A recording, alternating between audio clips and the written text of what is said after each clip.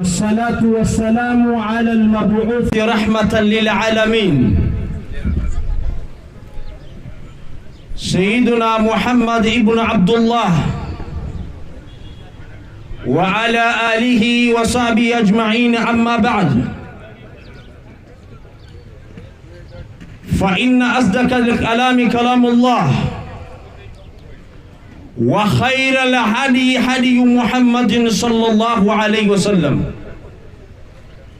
وشر الأمور محدثاتها، وكل محدثة بدعة، وكل بدعة ضلالة، وكل ضلالة في النار.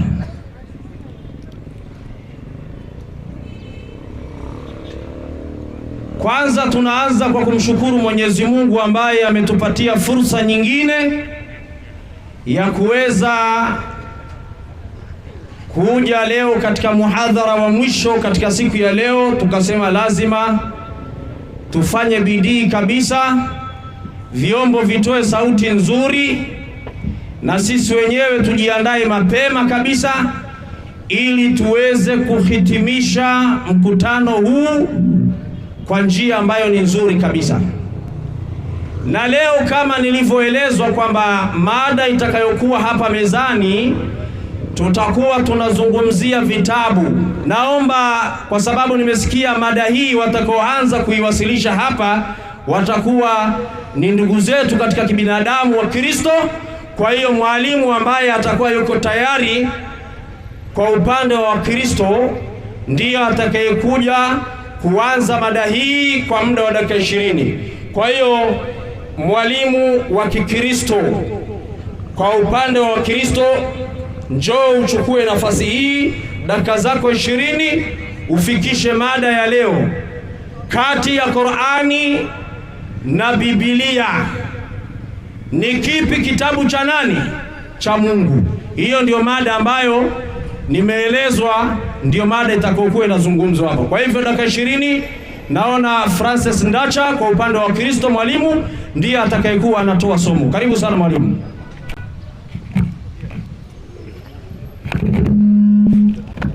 Aya, asante sana.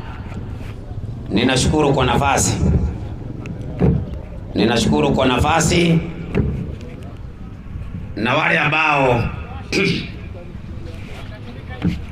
wanaendelea kufuatilia mkutano huu. Naomba niweze kushika hivi vitu vizuri, maana ni kama inatakikana ifugwe na super nguru ama iko sawa.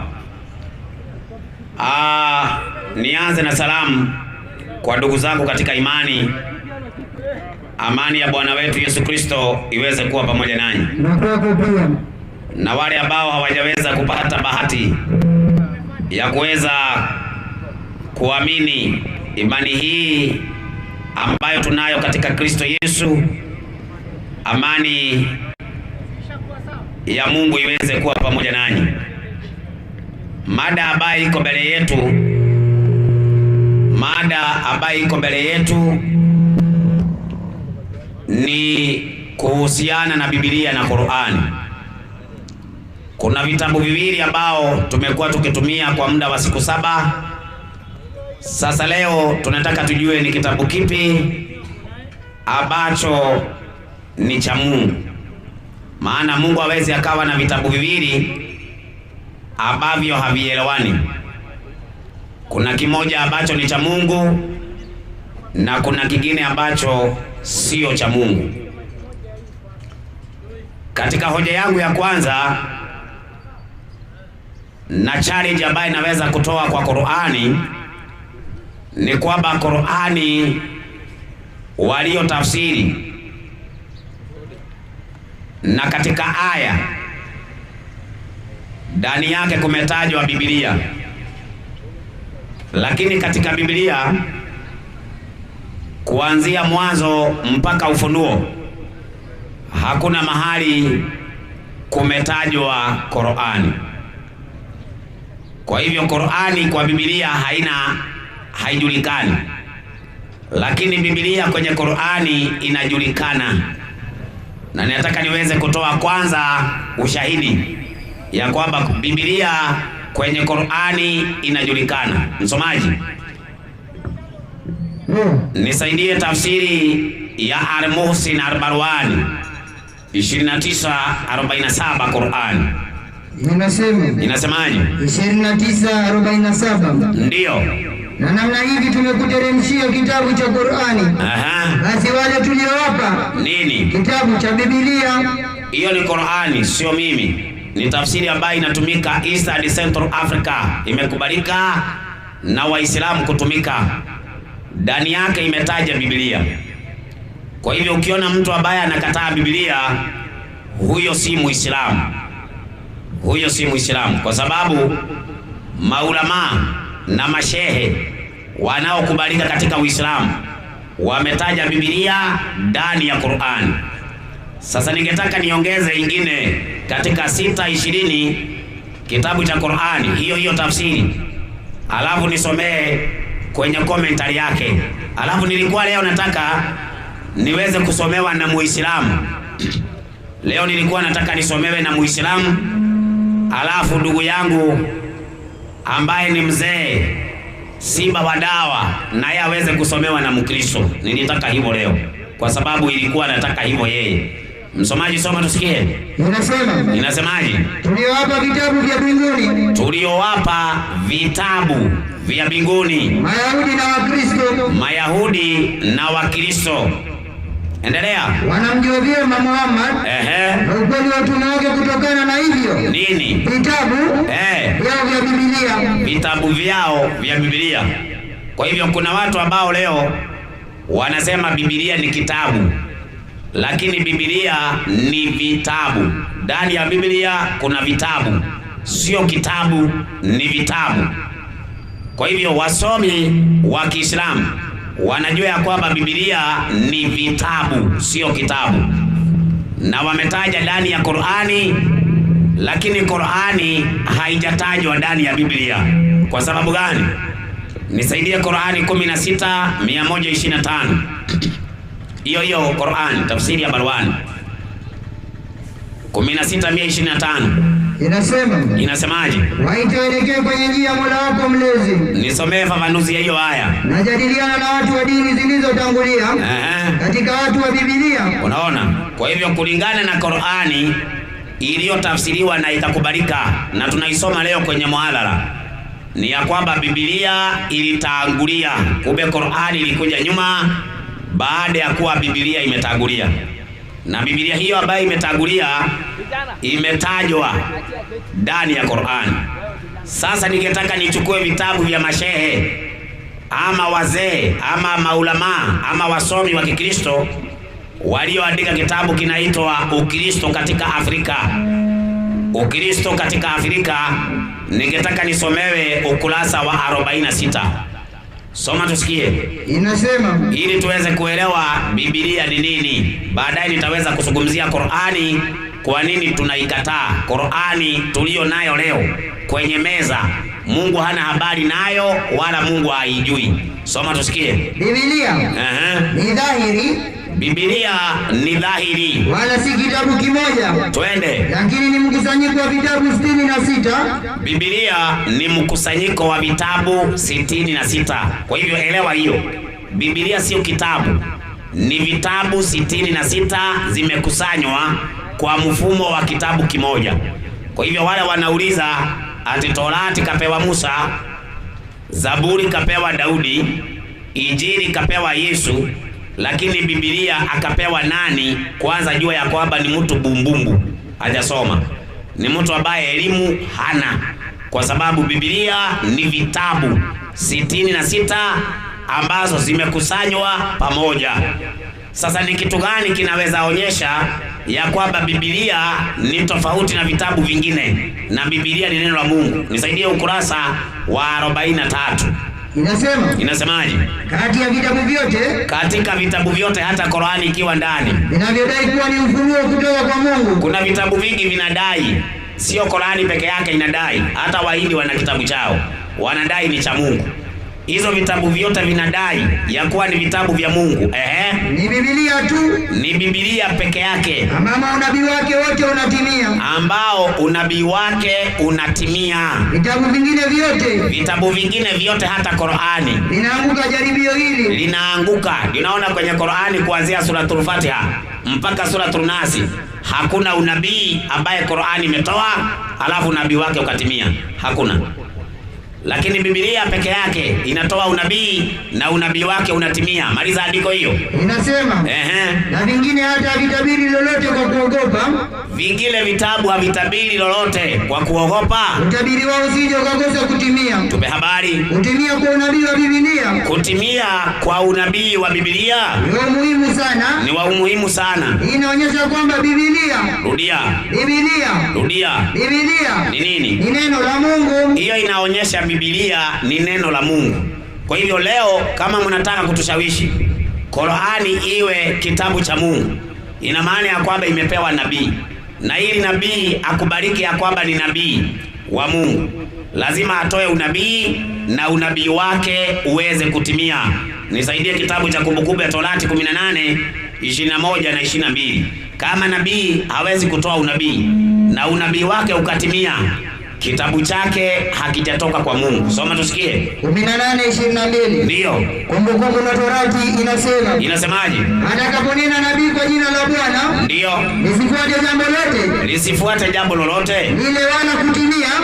Hilo ndilo neno asilolinena Bwana. Kwa hivyo kama nabii hawezi kutoa unabii na unabii wake ukatimia, hilo ni neno ambaye Mungu hajafanyaje? Hajanena. Kwa hivyo lazima kitabu kinachodaiwa ni cha Mungu lazima kitoe unabii na unabii wake ufanyeje? Utimie. Unabii wake utimie. Sasa kwa hivyo Biblia inatoa unabii na unabii wake unatimia. Kwa mfano, hebu nisaidie kitabu cha Marko 12 mstari wake ni wa 36. Inasemaje? 12:36. Kitabu ni cha Marko. Twende. Inasema hivi. Inasemaje? 12:36 inasema. Daudi mwenyewe alisema kwa uwezo wa Roho Mtakatifu. Daudi alisema kwa uwezo wa Roho Mtakatifu. Bwana alimwambia Bwana wangu, uketi mkono wangu wa kuume. Unaona, Daudi alikuwa ameandika hayo. Bwana wangu uketi mkono wangu wa kuume. Daudi aliandika zamani. Hayo maneno tumesoma kwa Marko ni Yesu anarudia. Hayo maneno yalikuwa yameandikwa wapi? Nisaidie kitabu cha Zaburi 110. Zaburi ya Daudi tuko naye. Lakini kitu ambacho mimi nashangaa ni kwamba Waislamu hawana vitabu vya Mungu. Wanasema wana kitabu kimoja cha Qur'ani, vitabu vya Mungu hawana. Lakini kitabu cha Daudi tunasoma kwenye Biblia inapatikana. Soma tusikie. Neno la Bwana. Kwa Bwana wangu. Twende. Uketi mkono wangu wa kuume. Unaona? Maneno hayo Yesu aliyanukuu kutoka kwa kitabu cha Daudi. Akayanukuu kwenye kitabu cha Marko kimerudiwa. Kwa hivyo unabii aliotoa Daudi umetimia kwa wakati wake. Yesu anakuja anarudia. Sasa wale ambaye ni waandishi wa Biblia waliandika kwa njia gani? Walitumika kuandika kwa njia gani? Nisaidie Petero wa pili 1:21. Biblia imeandikwa na manabii takribani 40. Na hawa manabii waliongozwa na Roho wa Mungu kuandika. Hawakuandika maneno yao. Manabii na mitume waliongozwa na Mungu kuandika. Soma tusikie. Inasema, mkijua neno hili kwanza. Mkijua neno hili kwanza. Na kwamba hakuna unabii katika maandiko. Hakuna unabii katika maandiko. Upatao kufasiriwa kama apendavyo mtu fulani tu. Kwa nini? Maana unabii haukuletwa popote kwa mapenzi ya mwanadamu. Ndio. Bali wanadamu walinena aliyotoka kwa Mungu. Wakiongozwa na Roho Mtakatifu. Unaona? Manabii waliongozwa na Roho Mtakatifu wakaandika. Kwa hivyo wale walioandika Biblia ni manabii na mitume, na waliokubalika kuandika na mitume, hao ndio walioandika Biblia. Kwa hivyo hakuna kitabu kwenye Biblia hakijaandikwa na nabii au mtume au aliyekubalika kuandika. Si hata watu ambao waliokotwa hivi tu wakaandika, hapana. Kwa mfano, nisaidie 17:14 kitabu cha Kutoka.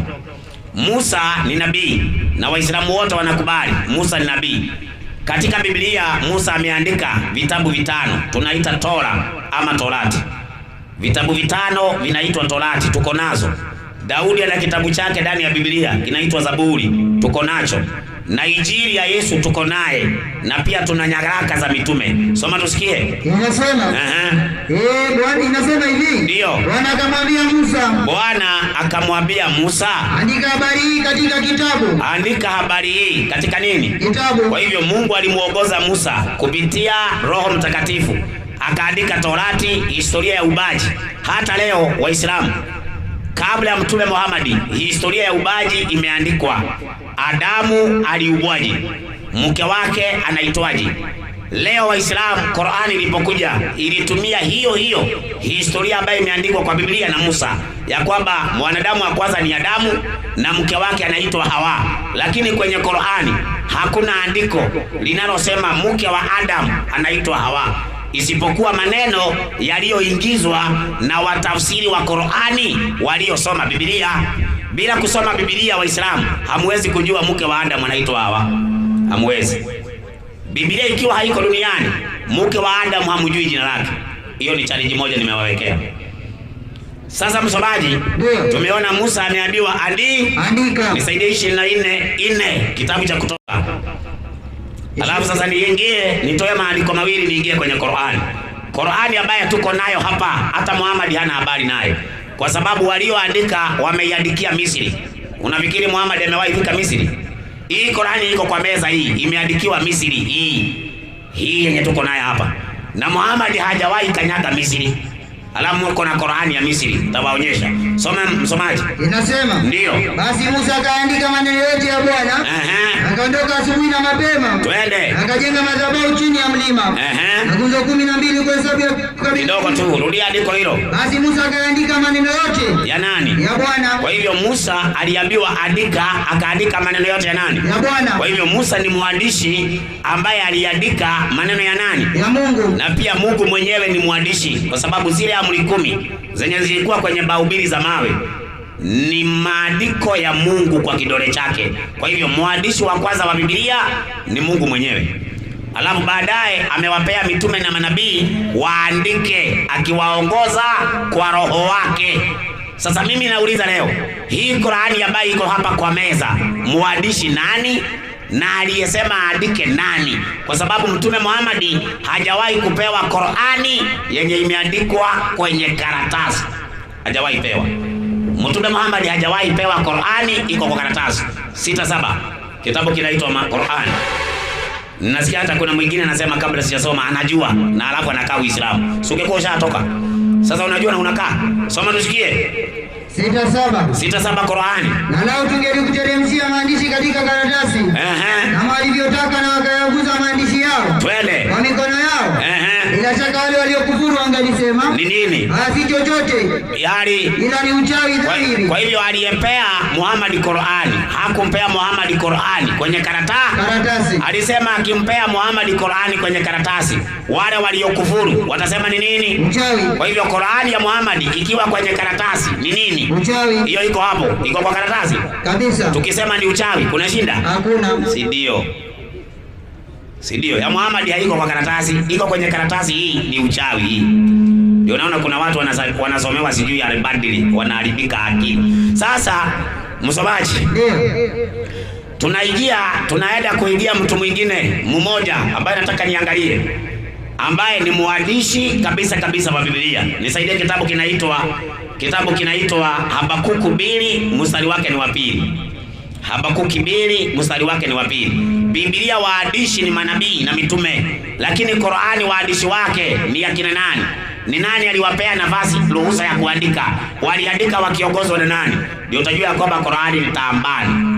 Soma tusikie. Habakuki 2:2 msomaji. Akajibu akasema, Mungu akamwambia Habakuki, iandike njozi. Ukaifanye wazi sana katika vibao. Wako wengi ambao wameandika na Mungu amewaambia waandike. Siwezi kutoa wote kwa sababu ya muda. Ninataka niwatolee wachache ambaye mtafanya mkubali Biblia walioandika ni mitume na manabii wakaongozwa na Roho wa Mungu, kinyume na Qur'an. Msomaji, funika Biblia kwanza. Biblia waandishi wake ni manabii na mitume waliongozwa na nani? Na Mungu. Na Roho wa Mungu. Na Biblia ni mkusanyiko wa nini? Wa vitabu. Na walioandika waliongozwa na nani? Roho wa Mungu. Sasa swali, sasa hii Qur'ani ambaye tuko naye ni nani ambaye aliandika?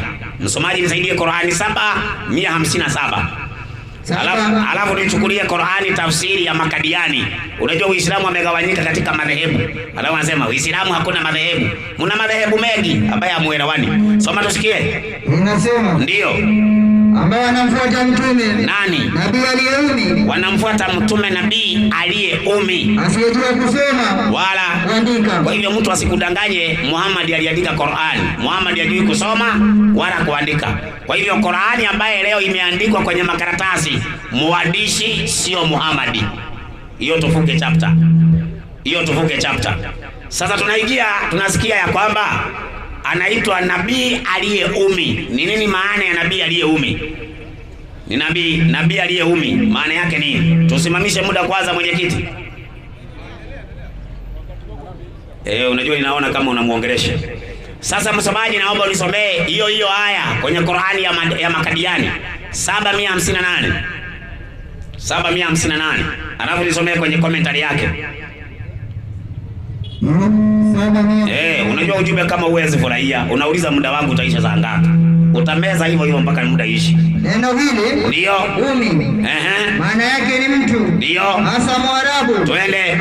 Asiye na kitabu kutoka kwa Mwenyezi Mungu. Kwa hivyo Mtume Muhammad nabii aliyeumi na kitabu alicho nacho hakijatoka kwa nani? Kwa Mungu. Hakijatoka kwa Mungu. Kama hakijatoka kwa Mungu, ni nani waandishi? Chukua maisha ya Mtume Muhammad ukurasa wa 8. Kumbe nimebakisha dakika 2. Dakika zimeenda kwa kama risasi, lakini baadaye kitaeleweka tu. Twende vitu. Mtu awali aliyejifundisha kusoma na kuandika katika mji wa Maka ni nani? Alikuwa Bwana Harb bin Umayya. Babu yake Bwana Muawiya. Twende. Alijifunza kwa watu wa Yemen. Maliza. Na yeye akaja akawafundisha waliotoka katika mji wa Maka. Wakati mtume alipopata utume, ndio walikuwa watu 6 tu katika Maka waliokuwa wakijua kuandika. Maliza. 4 katika hao waliingia katika Uislamu. Twende. Wakawa ndio waandikaji wahai. Aya za Qur'ani. Ni nani? Watu walikuwa Saidina Abubakar, Saidina Umar, Saidina Uthmani na Saidina Ali. Kwa hivyo hawa 4 ndio waandishi wa Qur'ani. Na ni Qur'ani gani tunaongelea? Ile ambayo iko hapa kwa meza ama ingine? Msomaji nisaidie Qur'ani tafsiri ya Mayunga ukurasa wa 49. Kwanza tumwangalie mwandishi wa kwanza wa Qur'ani, anaitwa Saidina Abubakar. Soma tumsikie. Inasema hivi. Inasemaje? Ukurasa wa 49 inasema. Twende. Abubakar anasema, hakika mimi nina nini? Ninaye shetani. Kwa hivyo Abubakari mwandishi wa Qur'ani ako na nini? Shetani. Lakini walioandika Biblia waliongozwa na nani? Roho wa Mungu. Lakini aliandika Qur'ani ako na nini? Shetani. Ako na shetani. Nisaidie ukurasa wa 655. Dakika zangu zimeisha.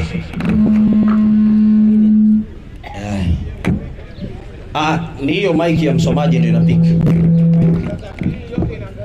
Haya.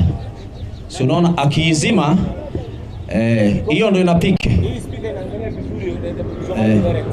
Ya msomaji ndio inapika. Ya.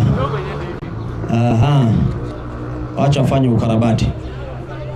Haya, asalamu alaykum wa rahmatullahi wa barakatuh.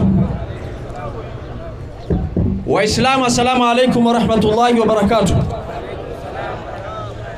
Waislamu, unajua kabla sijamkaribisha mwalimu kwa upande wa Kiislamu, Waislamu mmesikia hizo hoja ama mjasikia?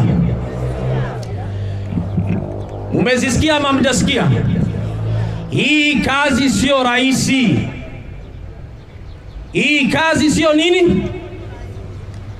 Na hoja zote zilizotolewa hapo, ndugu zangu, mimi naomba mtulie tu. Aya zote zilizosomwa, na hivi ndivyo huwa inafanyika. Na huwa mara nyingi haya mambo kama yatafanyika, kama kutakuwa hakuna walimu, watu wataritadi ama wataritadi? Na bauliza, watu wataritadi ama wataritadi? Sasa nakuomba wewe Muislamu uliyehudhuria hapa kwenye muhadhara huu, nataka msikilize mwalimu ambaye atapanda hapa. Mimi unajua ni kama kocha. Wachezaji wangu wote hapa niko nao wote hapa, wote wazuri. Lakini kuna wengine ni magolkipa wazuri sana. Wengine ni mastriker wazuri sana. Sasa mimi ndo najua ninayemchagua, nimlete hapa. Naomba wewe umsikilize vizuri sana. Ukiondoka hapa Muislamu, imani yako itakuwa iko sawa sawa. Namkaribisha kijana tu, tena sio kijana tu, kijana aliyesoma na akaielewa dini na anakuja kujibu hizo hoja. Kwa hiyo wewe tulia hapo usikilize. Tena huyu ni mutakharrij, graduate, Sheikh Qasim. Njoo mpige kazi hapa, sisi tunasikiliza tu. Wewe chukua kalamu na karatasi uandike. Hizo hadithi zilizosomwa hapo, hao wamezisoma kwa wale walioandikia ile tafsiri, sio? Sasa tunakusomea kama alivyotamka Mtume sallallahu alaihi wasallam, alafu tuwafundishe hapa pole pole. Kwa hiyo Sheikh Qasim, uko na dakika 20. Fanya kazi yako. شكرا mwenyekiti. Alhamdulillahi rabbil alamin wa bihi nasta'inuhu ala umuri dunya wad-din. Thumma salatu wassalamu ala ashrafil anbiya'i wa imamil mursalin wa ba'd. Baada ya kumhimidi Mwenyezi Mungu muumba wa mbingu na ardhi na kumtakia rehema na amani mtume wa haki aliyetumwa kwa watu wote, kwanza nawasalimia kwa salamu za Kiislamu iliyofundishwa na Mtume Muhammadin sallallahu alaihi wasallam. Assalamu alaykum wa rahmatullahi wa barakatuh. Wa alaykum salam wa rahmatullahi wa barakatuh. Hizi ni salamu za Kiislamu. Amani iwe kwenu na wale ambao hawajabahatika kuwa Waislamu, kwa sababu kuwa Muislamu ni bahati, na wasalimia mlivyoambiwa kwenye Biblia 16:16 Warumi. Inasema iseme 16:16 kitabu ni cha Warumi. Unaingilia salamu yetu na unaacha salamu yenu, alafu unaichukua unaifanya ni yenu kabisa tena. Twende. Inasema hivi, changamka. Warumi 16:16 nimefika faster. Inasema hivi mwalimu wangu. Niwape salamu. Wapewe salamu kabisa. Naam. Onyango amsalimie Ndasha. Aya, Onyango, salamu hizo pokea. Twende. Yuko kwa Ndasha umsalimie hivi. Salimia nani? Kwa busu. Takatifu. Sasa hizo ndio salamu zenu, lakini amani iwe kwetu. Assalamu alaikum ni salamu za Kiislamu iliyofundishwa na Mtume Muhammad sallallahu alaihi wasallam. Bas, nikiingia kwenye mada, dakika 20 alizopatiwa Bwana Ndasha, nimekaa hapo kungojea andiko moja kwa Biblia iseme Biblia ni kitabu cha Mungu, ama Mungu aseme mimi nimeteremsha Biblia. Cha ajabu, Biblia haijatajwa isipokuwa kitabu cha historia iliyosoma kando. Kitu ya pili aliyosema, na sijui kama alisema kwa kujua ama Mwenyezi Mungu tu alimsahaulisha, Ndasha anasimama na kusema kwamba Biblia, Qur'ani inajua Biblia, lakini Biblia haijui Qur'ani. Hajui hapo amepatia point Qur'ani, kwa sababu Qur'ani ni kitabu kilichoteremshwa na Allah, mjuzi wa kila kitu.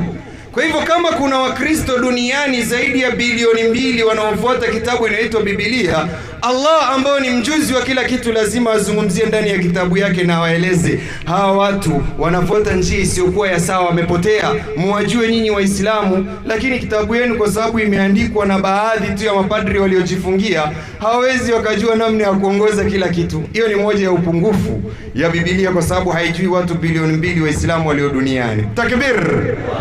Ya pili, Biblia iliyotajwa hapa katika Qur'ani, mbona unasoma aya nusu? Hii aya mbona umeisoma nusu? Sijui wallahi kama hizi vitu wanaifanya kwa sababu ya maslahi ama kuna lengo maalum. 29:47 soma na uisome yote. Nisome alichokisoma alichokisoma baruani ndo nataka. 29 suratul Ankabut. Kabisa. Aya ngapi? Aya yake ni 47. 47 nimefika, inasema na namna hivi tumekuteremshia kitabu cha Qur'ani kwa na wale wale tuliowapa kitabu cha Biblia. Wale tuliowapa kitabu cha Biblia kaachia hapo. Kama ingekuwa ni hiyo Biblia wewe unayosoma, sikia maneno nini? Wanaiamini hii Qur'ani. Mbona wewe uamini? Kwa sababu si hiyo inaongelelewa. Huyu mwenye kuandika hapa hivi akielezea ile Biblia unayosema, anaye maana yake maalum ya kuelezea. Si anaelezea kwa sababu ndicho kitabu cha Mwenyezi Mungu. Endelea kusema. Iseme wasipoamini miongoni mwa washirikina. Wasipoamini miongoni mwa washirikina hao, ishara hizo ni ziko wazi za kuwa wao ni makafiri. Bas. Kwa hivyo Qur'ani kutaja Biblia inataja ili mkisoma Biblia aminini Qur'ani. kwa sababu kama Allah subhanahu wa ta'ala alivyomteremshia bwana mtume Muhammad sallallahu alaihi wasallam Qur'ani, ndivyo alivyoiteremsha Taurati na Injili na Zaburi. Kwa hivyo kama ingekuwa kweli Biblia hiyo iko vile vile ilivyoteremshwa, mungeiamini Qur'ani. Lakini kwa nini hawaiamini? 2121 Qur'ani al-Farsi. Mchuzi ilikuwa tamu. Mchuzi usifunge basi. Nisomee Farsi. Soma ipige. Iseme. Kama tulivyompea mtume Muhammad hii Qur'ani. Asante. Basi wale tuliowapa kitabu cha Biblia. Naam. Wakaizingatia. Safi. Wakaiamini na kuifuata. Basi watapata malipo mema mbele ya Mwenyezi Mungu. Ndio hayo ambao kwamba wanaelezwa kwa kuifuata Qur'ani. Lakini wewe ukiipinga, hata kusema ni Biblia, ni kwa sababu umejiwekea vitu zako kwa ajili ya maslahi. Twende Qur'ani sura ya 2 aya 121. Inasema, naam, wale katika ahlul kitabi, wale katika watu waliopewa kitabu tuliowapa Taurati, naam, Zaburi na nini na Injili, ikifanya nini? Wakakisoma kama ipasavyo ukikisoma. Kama utaisoma ipasavyo ukikisoma hiyo Taurati, Injili na Zaburi, bila ya kupotoa tafsiri yake, na kuondoa hili na kuongeza lile, kama mnavyofanya kwa Biblia, mnatoa hii mnaongeza hii. Ndio maana hawaamini Qur'ani. Lakini mungeisoma inavyotakikana, wanafanya nini? Basi wao ufanya wataiamini hii Qur'ani wakasilimu. Ndio hiyo inazungumziwa, si ambao kwamba nyinyi mmeitengeneza na mkakaa chini na viongozi ambao inabadilika kila mwaka. Hii version wengine wanaleta, wengine version nyingine. Kanisa yenu mnatumia vitabu 66, Wakatoliki wanatumia vitabu 62. Ipi ndio Mungu aliandika kwa mkono wake mwenyewe? Na kuna nyingine 72. Sasa unajaribu kutuambia aliandika, lakini haijatajwa ni Biblia. Na tangu lini Mungu gani akaandika kitabu akampatia nabii kitabu ikaandikwa ndani ya Biblia? Tena nabii anaitwa Esther ali-establish. Kuna nabii ambaye kwamba anaitwa Esther. Kutoka wapi? Ndani ya Qur'ani Allah subhanahu wa ta'ala anampatia mtume sallallahu alaihi wasallam Qur'ani yote, na anampa habari za waliotangulia katika manabii, na akitaja anataja mzazi anayemzaa nabii. Esther alizaa nabii gani? Akekwa ndani ya Biblia, ama anawafundisha nini? Twende.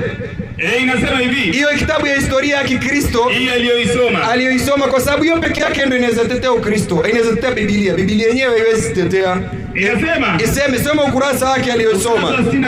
Ukurasa wa 69 inasema nini? Inasema Martin Luther King, aliyekuwa msomi mwingine wa Kikatoliki. Asante. Ndio aliyerekebisha na kuibadilisha Biblia kuwa vitabu 66. Maneno ya Mungu hiyo. Twende. Toka kwa vitabu 76. Akapunguza. Inaendelea kusema. Inasemaje? Kama hatua moja ya kumjibu Martin Luther King. Kama hatua moja ya kumjibu ilikuwa nini? Alipofariki, watu waliendelea kushikilia vitabu hivyo japokuwa havikuidhinishwa na Mwenyezi Mungu. Ni ile tu uliyosoma. Sijui nisome 68 itakuwa.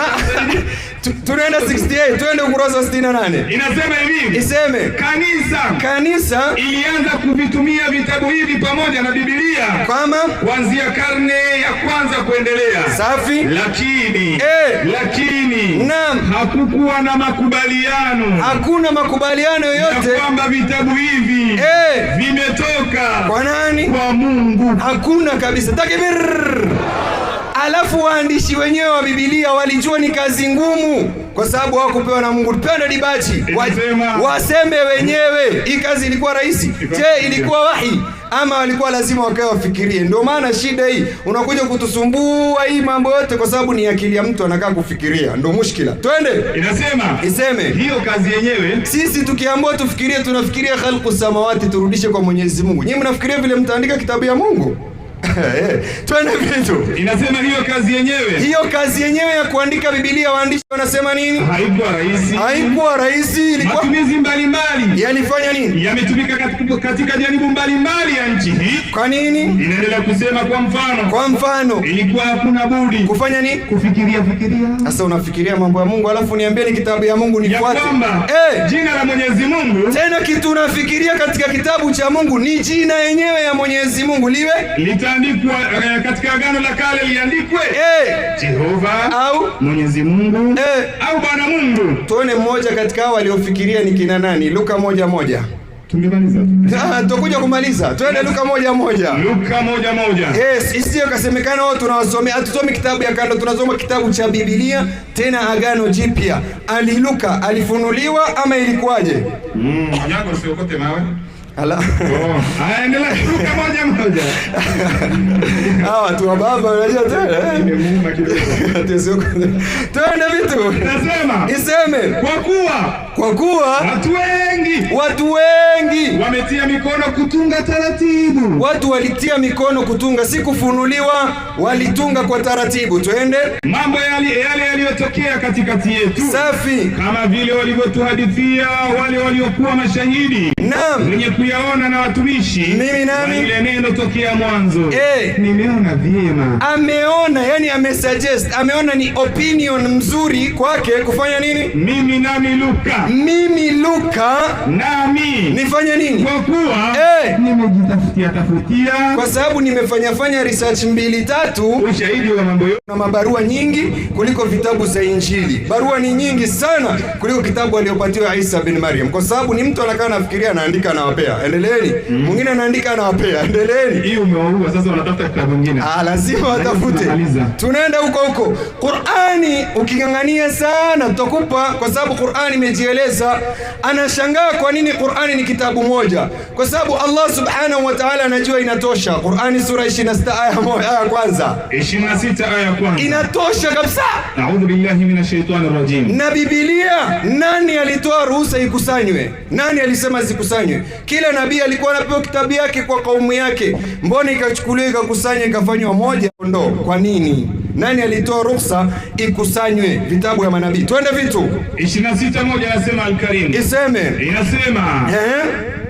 Inasema nini? Qasimim. Naam. Hizi ni nini? Ni aya za nini? Za kitabu kielezacho kila kitu katika dini. Hata tuhitaji vitabu zingine, kwa hivyo usisumbuke sana. Kila kitu imeelezwa. Nani ameelezea? 39:1 inasema a'udhu billahi minash shaitani rajim. Naam, ama 32. 32 utakayofika kwanza. Twende. Inasema sura yake ya kwanza kwenye 32 nimefika. Naam. Sura Sajda. Changamka. Alif Lam Mim. Naam. Inasema uteremsho wa kitabu hiki. Uteremsho wa kitabu hiki cha Qur'ani, kiinue wakione bana. Hiki kimefanya nini? Na hiki pia.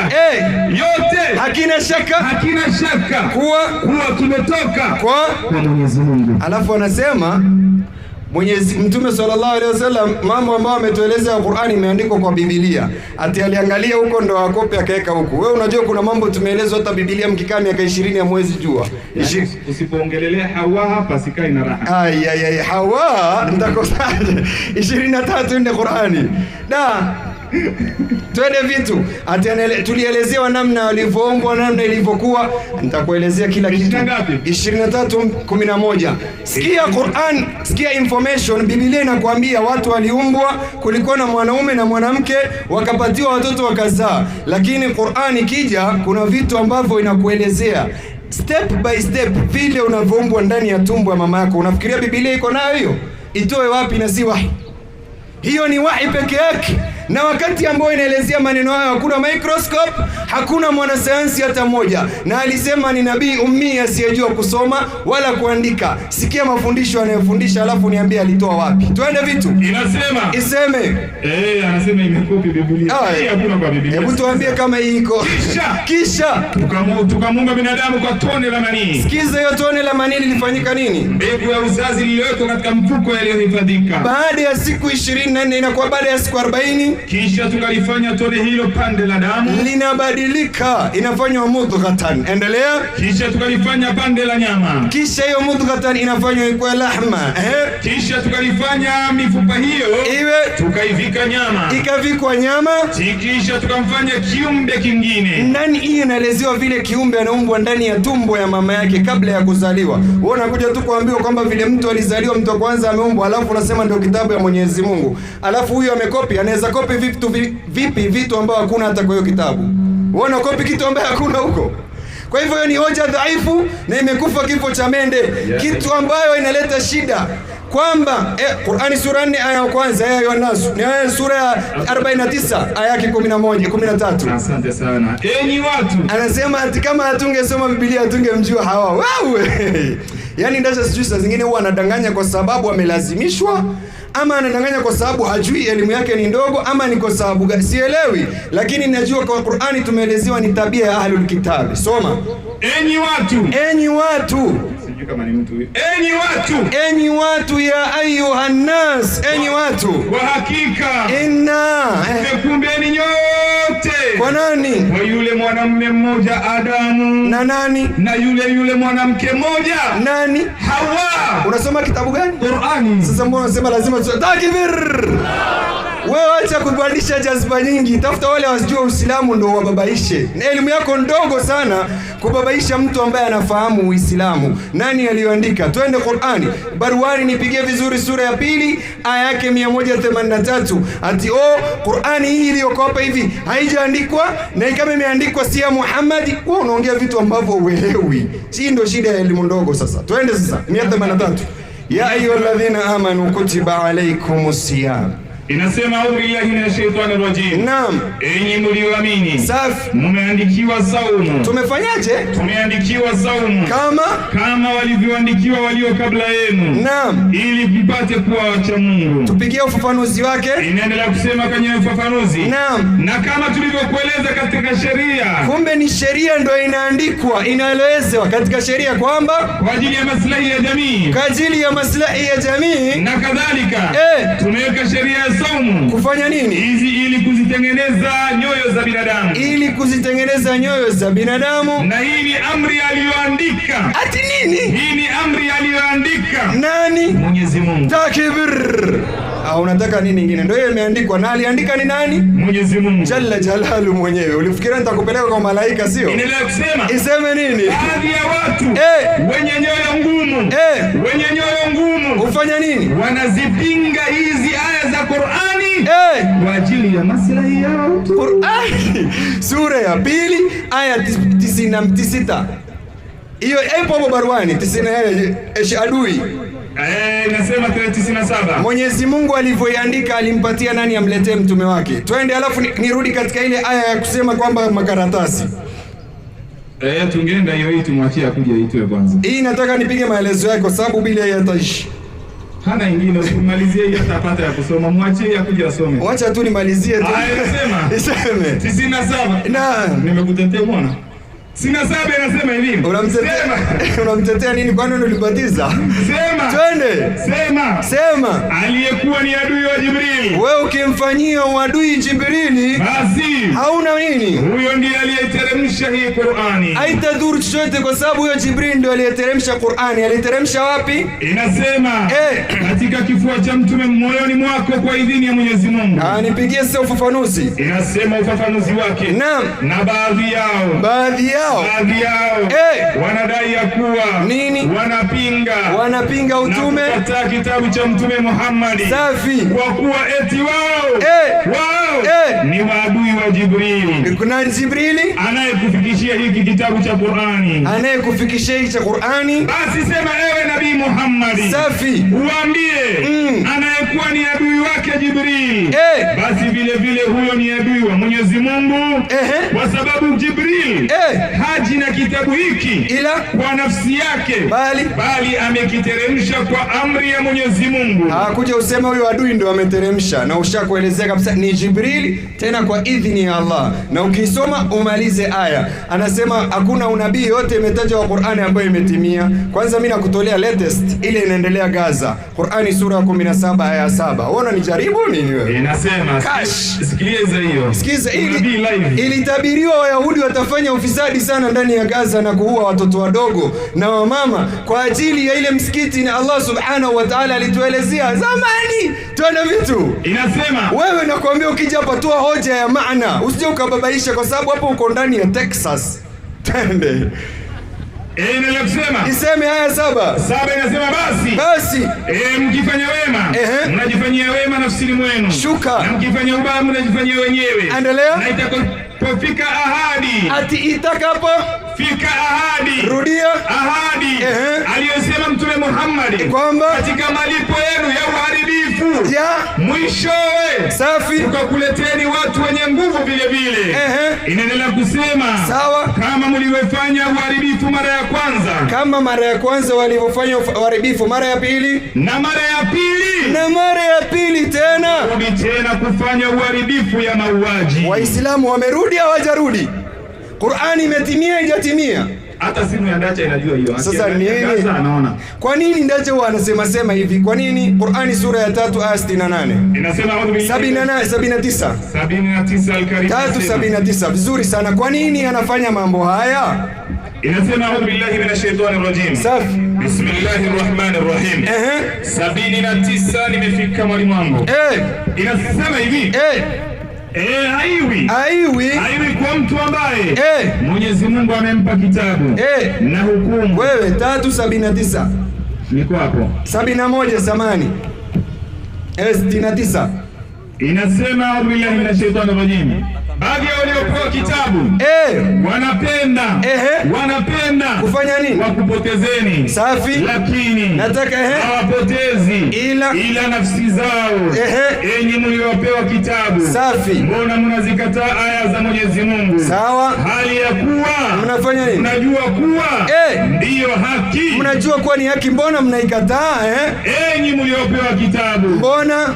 Enyi mliopewa kitabu. Safi. Mbona mnachanganya haki na batili? lima talbisuna alhaqa bilbatil, mnaficha haki wa taktumuna alhaqa, hali mnajua na hali mnajua. Inaendelea kusema na baadhi ya wale waliopewa kitabu ufanya nini? Walisema kwamba tosha, nende kwenye Biblia sasa. Kwa nini sisi tunakataa? Na tukatai kwa sababu tunakataa, tunawapinga ama tunachukia? Sisi ni kwa sababu ya hoja zilizomo ndani ya Biblia ndo tunakataa. Mwenyezi Mungu akiwapea manabii wake kitabu Qur'ani aliteremsha iwe hakimu, ina hukumu. Hii iko sawa, hii haiko sawa. Hii kwa hivi, hii haiko hivi. Ndio maana kitabu moja na inatosha. Imetuambia hii haiko sawa. Nane kitabu cha Yeremia. Inasema nani alileta hii mushkila yote? Mwasemaje? Sisi. Mwasemaje? Sisi tuna akili. Na nini? Na Torati ya Bwana tunayo pamoja nasi. Unasemaje sisi ndio tuko na Torati ya Mungu? Lakini tazama kalamu, kalamu yenye uongo ya nani? Ya uandishi imeifanya Torati kuwa uongo. Ameifanya Torati kuwa uongo. 4:10 Yeremia baba, 4:10 Yeremia, nataka unisomee. Changamka. Kwa sababu wanasema Waislamu tumeruhusiwa kuongea uongo, kudanganya na nini. Lakini labda unaona mambo yenyewe Mungu mwenyewe ndio inatoka kutoka kwake, utakubaliana nao vipi? Twende 4:10. Nami nikasema Bwana Mungu. Akasema ewe Mungu, hakika wewe Mungu umefanya nini? Umewadanganya sana. Sasa Mungu tena anadanganya kweli? Watu hawa. Ukileta hii tunakwambia hii si ya Mwenyezi Mungu. Hii hapana. Hii imebadilishwa. Waandishi wamekuongezea. Kwa sababu gani? Tuko na Qur'ani ambayo ndio ina hukumu. Inakwambia Musa alikuwa na kitabu kimoja. Hizi zingine mmejiletea wenyewe. Salamu alaykum wa rahmatullahi wa barakatuh. Mashaallah. Takbir. Hii sauti haijafika hata mahali. Hebu tutayarishe koo vizuri. Kwanza imefika hiyo ujumbe, umefika ama hujafika? Umefika hujafika? Haya Waislamu, nataka tupige takbir moja. Hii nataka ifike. Hii nataka hii takbir sauti insha Allah ipokelewe na malaika wa Mwenyezi Mungu, kwa sababu tunamtangaza Mwenyezi Mungu, na pili ujumbe ufike mbali. Kwa hiyo tutayarishe koo inshallah kwa ajili ya Allah. Wazee wamekauka koo hapa kwa ajili ya Allah, kwa hivyo uleteni maji kidogo. Waislamu takbir. Kijana huyu nafikiri tumemsikiliza vizuri na amefunika magugu. Sasa tunawapea Wakristo dakika 10 waje. Kwa hizi dakika 10 labda watakuwa wamebadilisha msimamo, sijui. Waje watueleze. Unajua Mwenyezi Mungu anaweza akafanya nini? Akabadilisha nyoyo za watu, si ni kweli? Huenda labda wakabadilisha nyoyo. Naona anakuja mchungaji hapa Onyango kwa dakika 10 aweze kuizungumzia imada kati ya Biblia na Qur'ani. Kipi kitabu cha Mungu? Karibu sana mchungaji kwa dakika zako 10. Songa hivi kidogo sababu ya hii speaker speak.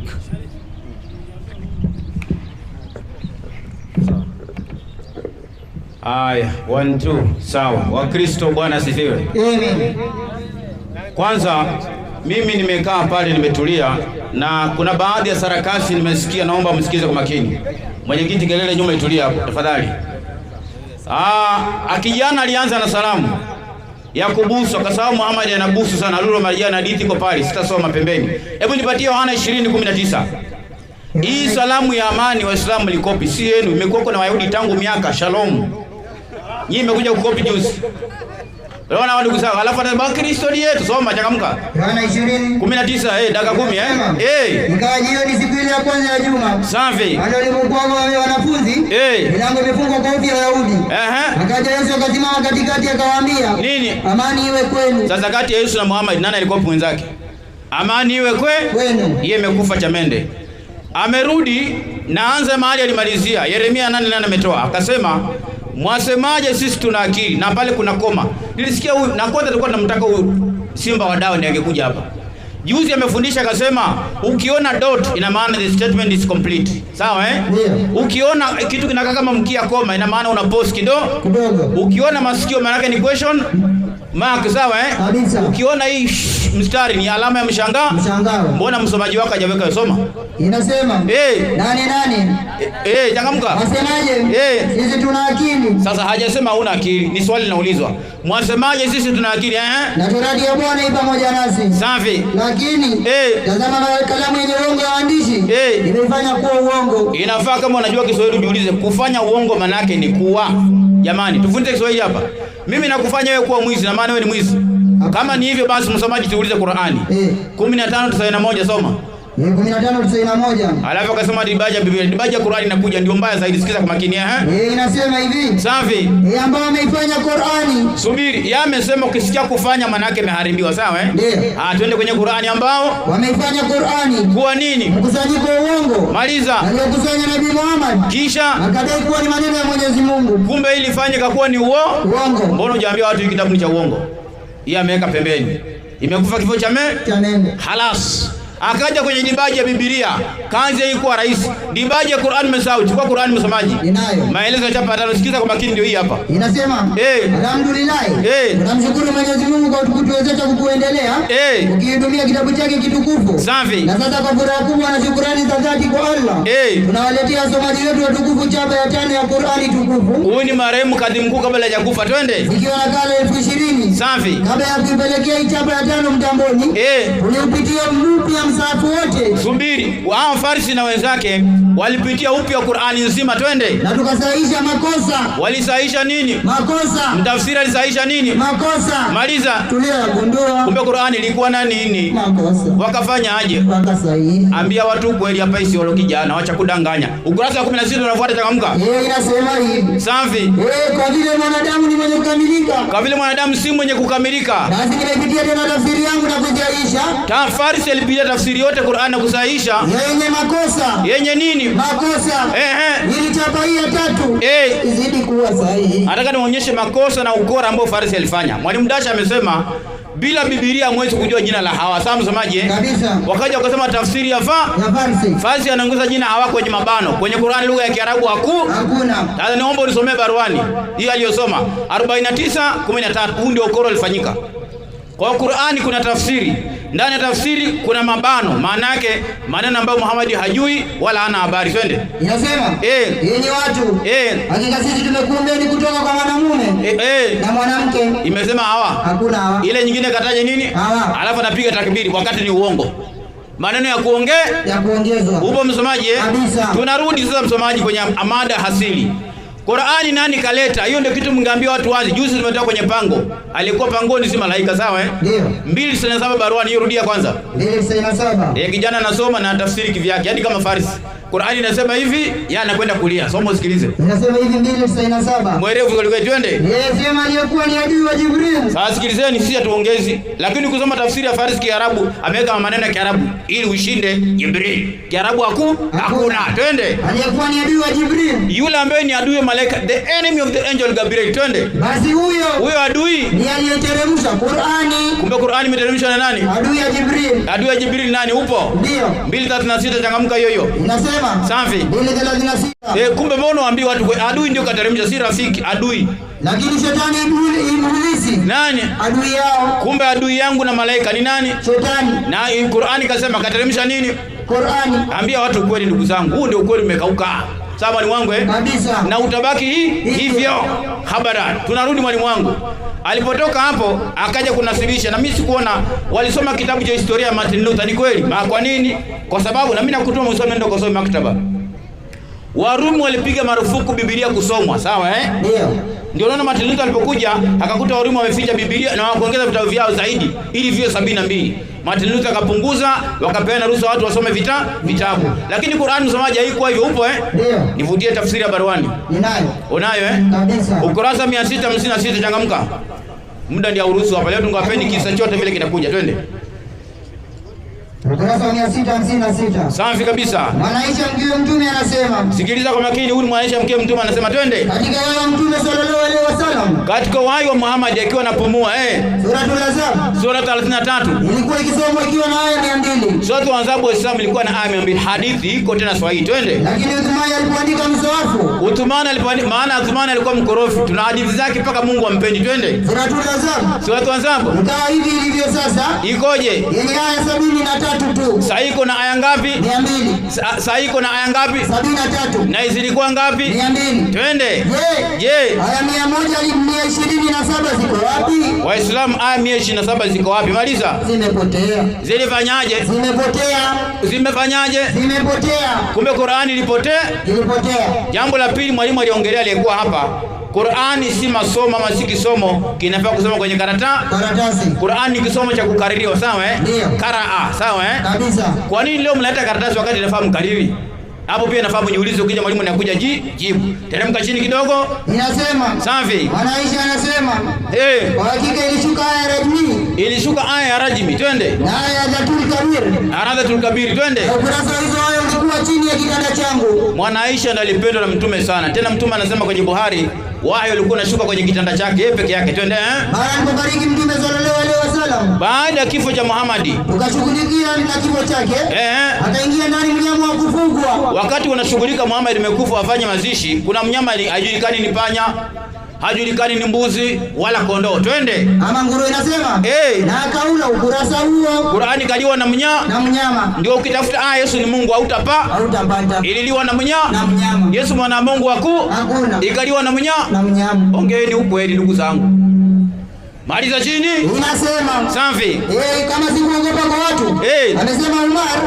Watu wao wamesema Umar amezidisha katika kitabu cha Mwenyezi Mungu. Safi. Na sio kuamo. Lazima angeliandika aya rajmi. Azuia hapo. Makafiri wa Maka nao wakaanza kusema Muhammad ametunga Qur'ani. Mtume katunga Qur'ani. Allah akapata habari. Alikubali ama alikataa? Qur'ani 11 Farsi 35 soma. 35. Inasema hivi. Kimbiza mkono. 11:35 nimefika inasema. Ndio kweli. Allah akasema kumbe ndio kweli. Wanasema. Nani? Makafiri wa Maka. Wao wanasemaje? Makafiri wa Maka wanasema. Huyo mtume Muhammad ameitunga mwenyewe. Nini? Hii Qur'ani. Kumbe Qur'ani imetungwa. Alafu walitoa aya za msomaji 29:47.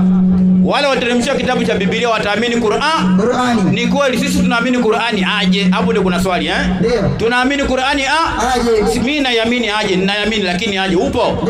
Qur'ani 68:44 soma. 68:44 Qur'ani. Hivyo ndio vile mimi naamini. Twende.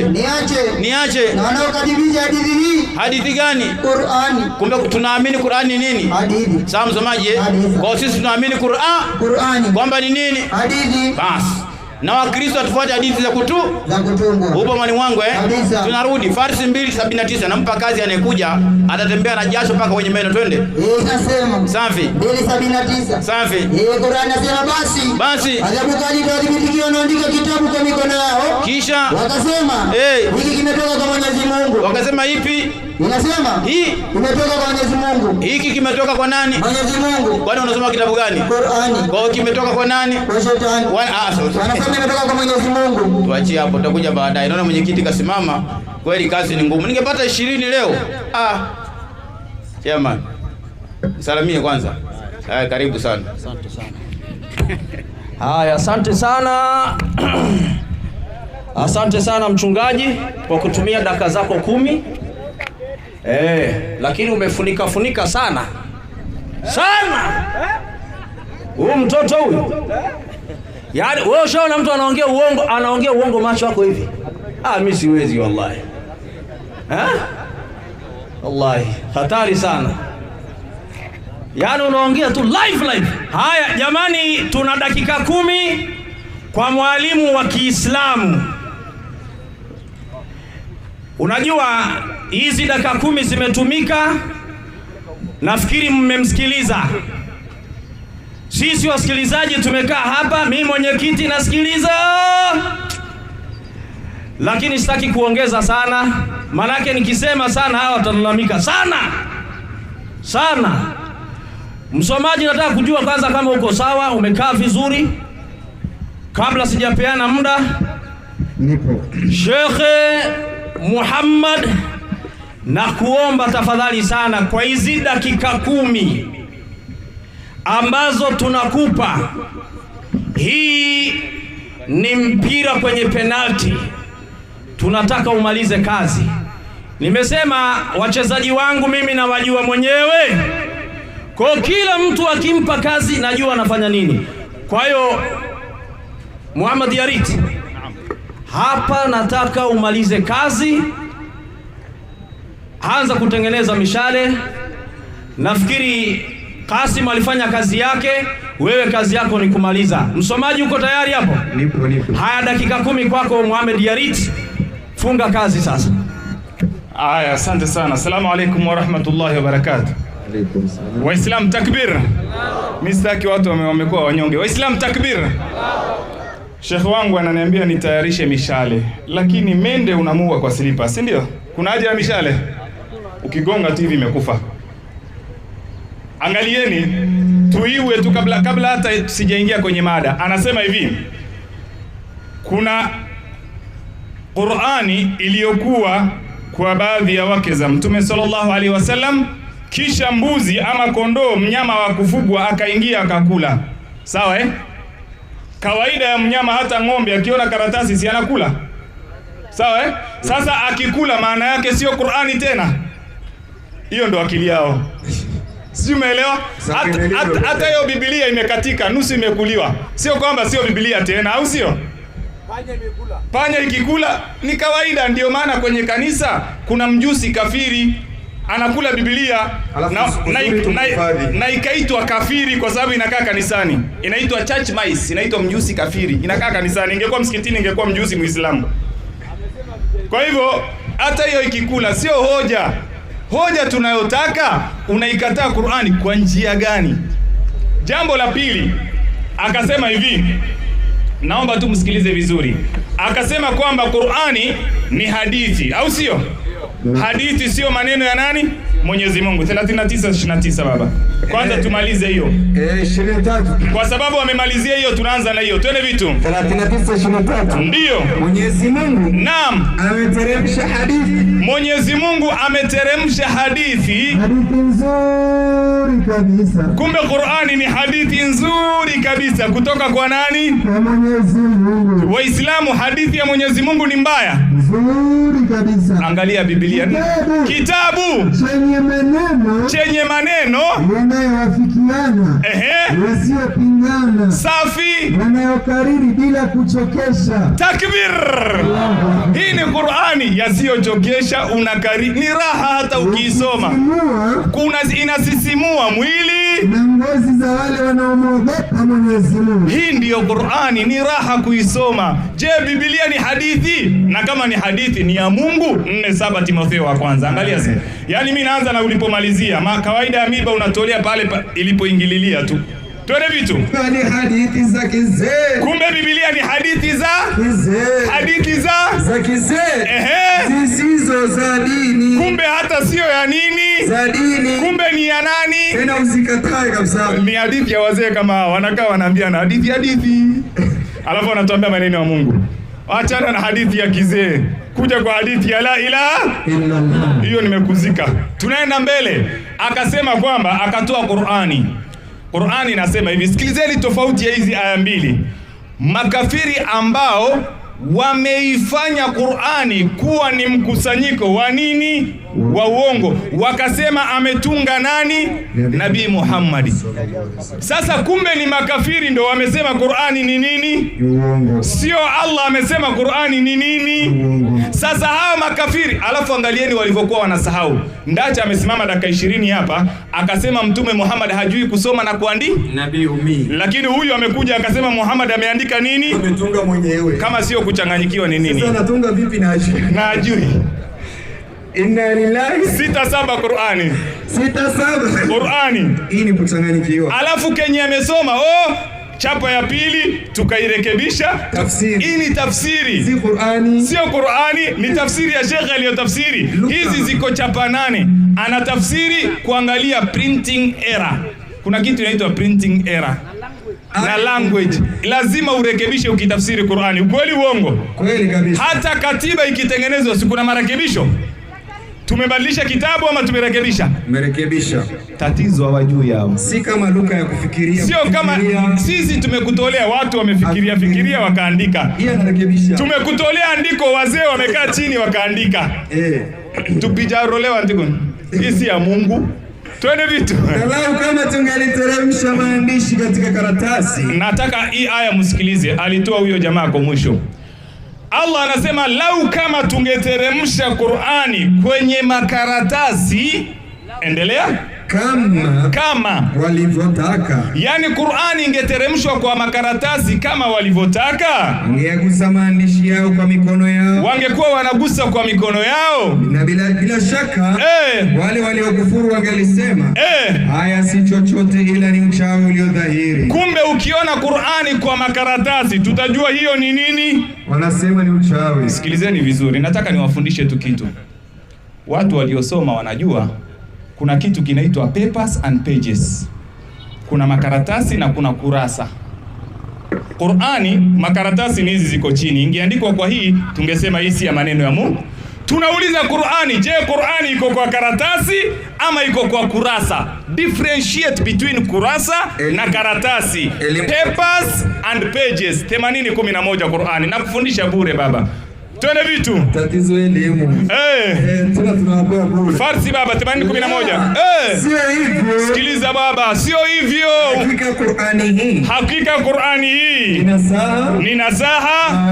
Safi. Basi kila apendaye atawaidhika. Kila anayependa maneno ya Mwenyezi Mungu atawaidhika. Asiyetaka basi muachilie mbali. Asiyetaka basi muachilie mbali. Endelea.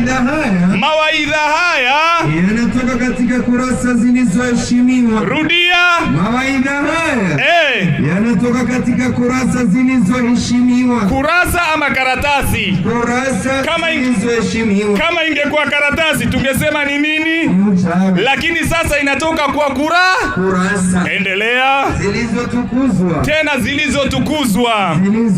Zilizomo mikononi mwa malaika. Nani? Waandishi wa Mwenyezi Mungu. Kumbe walioandika Qur'ani ni malaika wa nani? Wa Mwenyezi Mungu. Waislam takbir. Allahu Akbar. Akasema kwamba imeandikwa na Abubakar, na Abubakar alikuwa na shetani. Inna lillahi wa inna ilaihi raji'un. Yani mimi namsikiliza tu 704 kitabu cha Mayunga hiyo aliyosoma, tuone kweli Abubakar ako na shetani. Yani mimi nakufuata huko ulipo. Sisi tuliposoma kwamba hii yote mmechanganyikiwa, kitabu cha uongo, kwa kitabu yenu mlioleta hamwezi kufuata kwa sababu mnajua ni ukweli. Mnang'ang'ana karatasi, ilikuliwa na mnyama. Sasa ikikuliwa na mnyama ndio sio maneno ya Mungu? Si hata sisi Qur'ani kiziweka tunachoma. Sasa inafanya hiyo sio maneno ya Mungu? Huyu ni khannas. Twende vitu. 704. Inasema. Naam. Baada ya riwaya hizi. Safi. Inasema. Naam. Kama shetani. Sikiliza, kama shetani hana nguvu ya kuingia waumini. Yani shetani hata hana nguvu ya kuingia muumini kama mimi na kina Abubakari. Seuze mtume wa Mwenyezi Mungu. Waislam takbir. Mimi na Abubakar nani yako na imani zaidi? Sasa kama shetani hawezi niingia mimi, ataingia Abubakar? Kasome nyumbani kijana. Sasa nakuonyesha kwa nini tunakataa Biblia sio maneno ya Mungu. 7:20 Isaya. 7:20 Isaya. Toa kama hizi, usiniangalie na macho zako hizo. Toa kama hizi. 7:20 Isaya. 7:20. Hiyo ndio inafanya tunaikataa Biblia. Inasema hivi. Ndio. 7:20 kitabu ni cha Isaya. Safi. Nimefika hapo mwalimu wangu samani. Ndio. 7 mstari wake ni wa 20. Fanya haraka baba. Inasema katika siku hiyo. Katika siku hiyo. Bwana. Yaani katika Biblia inasema katika siku hiyo Mungu wao atanyoa kichwa. Ataenda kwa kinyozi, atafanya nini? Atanyoa kichwa. Yaani Mungu ananyoa kichwa. Hiyo ni maneno ya Mungu. Na malaika wa miguu. Tena atanyoa malaika wa miguu. Tena kwanza hata ana pesa ya kulipa pale. Kwa wembe. Kwa wembe, tena anatumia wembe, hata mashine ana inna lillahi ulioajiriwa. Tena wembe wenyewe wameomba. Hata Mungu ana wembe. Alafu unatomea maneno ya Mungu. Toa kama hii sasa. Ndio kipara imenywele. Kama hii ukitoa. Tuone vitu. Mwalimu wangu 1:26 kwa Korintho wa kwanza. Wakorintho wa kwanza. Ndio. Kwa sababu upumbavu wa nani? Upumbavu wa Mungu. Kumbe Biblia inasema Mungu ni nani? Mpumbavu. Sasa tutasemaje hii ni maneno ya Mungu? Angalia ameanza kuitisha vitabu. Haya mpatie. Waislamu takbir. Kumbe Biblia inasema Mungu mwenyewe ni nani? Mpumbavu kuliko wanadamu. Waislamu wangapi wataamini Mungu ni mpumbavu? Hakuna. Waislamu wangapi wanaipinga Biblia? Waislamu takbir. Hatuwezi kubali Mungu ananyolewa kichwa na ndevu.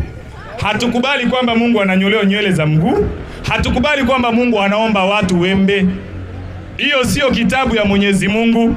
Kama sio kitabu ya Mwenyezi Mungu ni nani? 1:19 Filemoni. Nani aliandika kama sio ya Mungu? Twende vitu. Filemoni 1:19. Anasema mzee mwenyewe. Ngapi? 1 mstari wake ni wa 19. Mimi Paulo. Anasema mimi Paulo nimeandika kwa mkono wangu mwenyewe. Anasema Paulo ameandika kwa mikono yake mwenyewe. Mimi nitalipa. Kumbe aliandika kwa mikono yake mwenyewe. Ni nani? Ni Paulo. Akamtukana Mungu ni mpumbavu. Kwa hivyo sio maneno ya nani? Ya Mungu. Bali ni maneno ya nani? Ya Paulo. Hiyo hamwezi kufuta mpaka mfe. Qur'ani inasemaje? Angalia kitabu kisichokuwa na shaka ndani yake. Rudia 2:97 Qur'ani. Twende vitu. 2:97. Na ulisema tu lazima arudie. Lazima atarudia. Nilikuwa nakwambia waacha atakuja kuisoma. Huko nisikia. Hao si ni watoto wetu tunawajua. Usione mandevu ndevu ni wachanga kwa elimu. Tunawaangalia tu. Nini unataka kunipia simu? Niko na 2. Tulia na yako, unanionyesha simu. Niko na 2, moja hii hapa na nyingine hii hapa. Sema. Anayemfanyia ushindi Jibril. Anayemfanyia ushindi Jibril. Kwa kuwa ndiye aliyemletea utume Nabii Muhammad asiwapelekee Wayahudi. Jibril ndio aliwaletea utume Nabii Muhammad asiwapelekee Mayahudi. Ni bure. Safi. Hana kosa Jibril. Jibril hana makosa. Hakika yeye Jibril ameiteremsha Qur'ani. Kumbe Jibril ameiteremsha